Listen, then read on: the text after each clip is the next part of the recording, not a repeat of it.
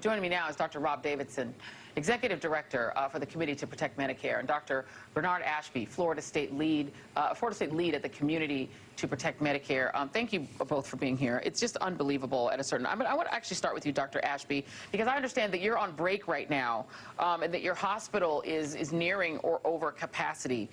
When you hear Donald Trump complain that the media won't stop talking about this pandemic and that, well, they don't talk about deaths. No, we talk about deaths. More deaths right now than died fighting World War I, 134,000 and counting. How does that hit you as somebody who's in the middle of this and whose hospital is facing this firsthand?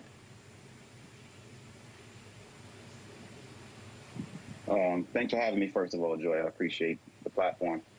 But, you know, this is disturbing. You know, this time, a few months ago, when New York was going through their surge, Cuomo was in FEMA disaster mode when he was dealing with his state. Now, currently, Florida has a rapid increase in the amount of virus spread. The hospitalization rate has increased by over 75%. The ICU utilization rate has increased by 88%. And deaths are increasing for the first time in a long time. So we're averaging about 56 deaths a day. And so, yes, we've gotten better at treating the virus, but currently we are in a state of emergency, like we are in the midst of a hurricane. And so when you're going through something like that as a state, you expect your leaders to act accordingly, and that's just not the case, and it's very disappointing. It is. And Dr. Davidson, you know, the hospital beds, ICU beds, are reaching capacity in multiple states. According to U.S. News, Mississippi's 5 largest hospitals are now out of ICU beds. They have none left. According to 11 Alive in Georgia, as Georgia COVID cases surge, fewer ICU beds are available in NBC Miami, my former station. Miami-Dade ICU beds hit 90% capacity as daily COVID case positivity reaches 33%. When you have a third of the people who are being tested test positive, this is an emergency. I've seen the term free fall used to describe where the United States is right now. Is there anything that can be done about that if the national leadership and some state governors refuse to do anything about it? Well, you know, citizens can wear masks. Citizens can do everything that, you know, the experts are telling them. But we really do need national leadership. And it's just so incredibly cruel that the president only talks about deaths.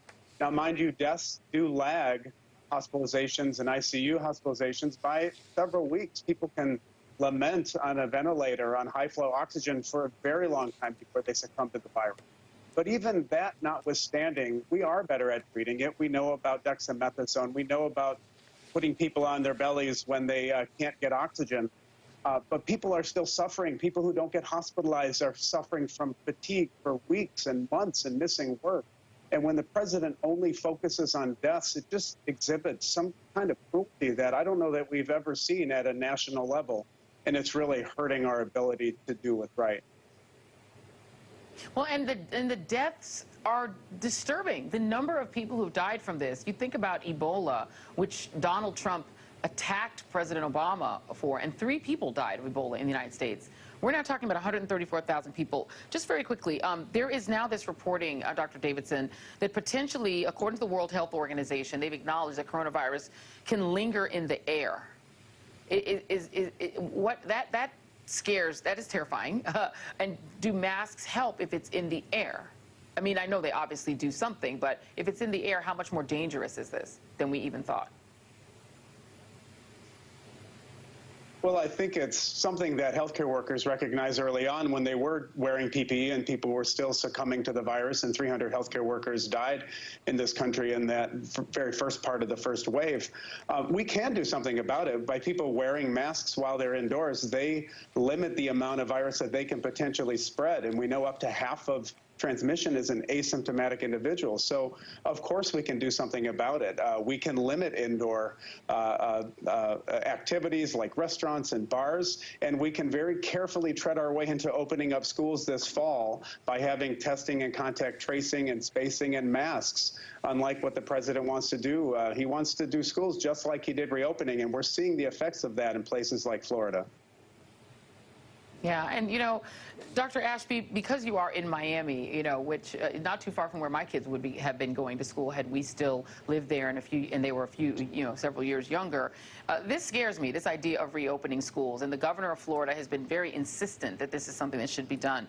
Donald Trump reportedly wants this for his re-election. This is what the Daily Beast reports. According to two sources familiar with the surveys, the Trump re-election team has conducted polling in recent days on the topic of reopening schools in September and saw data they found broadly favorable to the president's position. Senior White House officials, as well as Trump himself, have been briefed on the numbers, which they're hoping could portend gains in some critical demographics, including in the suburbs, where Trump has been pleading support. They're doing this for politics. And we already know that there are cases of people who don't believe that coronavirus is real, not being safe from it just because they don't believe. There's a man in Ohio named Richard Rose who in April posted on Facebook that he would not wear a mask, that he thought it was BS, he thought it was overhyped. In an unlikely turn of events, he died 3 months later from COVID-19. So COVID-19 doesn't care if you don't believe in it. How worried are you about Florida reopening schools? So to be clear, the 2020 has been the fake news Olympics when it comes to the coronavirus, straight up. I mean, basically anybody who thinks they know anything about anything has come out and basically given their expertise. Meanwhile, they're not listening to the healthcare professionals. And that's what's going on with our leadership. The data does show that children don't get as sick. They don't spread it as readily. And so it's very promising. So the healthcare professionals do agree that we do want kids to return to school. We're all on the same page there. Question is how. And I don't trust the leadership on the how, because they have failed us time and time again. And at the end of the day, like, we're the healthcare professionals, and I need the politicians who don't know the science to stay in their lane and let the healthcare professionals lead and stop stepping on us or smothering us when we're trying to explain things that make perfect sense from a medical standpoint. We practice evidence-based medicine, so we let the data dictate our policies, not the other way around. Yeah, that is wise words, and we hope that potentially someone will listen, particularly your governor down there, because he's something else. Thank you so much, Dr. Rob Davidson, and Dr. Bernard Ashby. Thank you both. Please be safe out there. We really appreciate what you guys are doing. Thank you.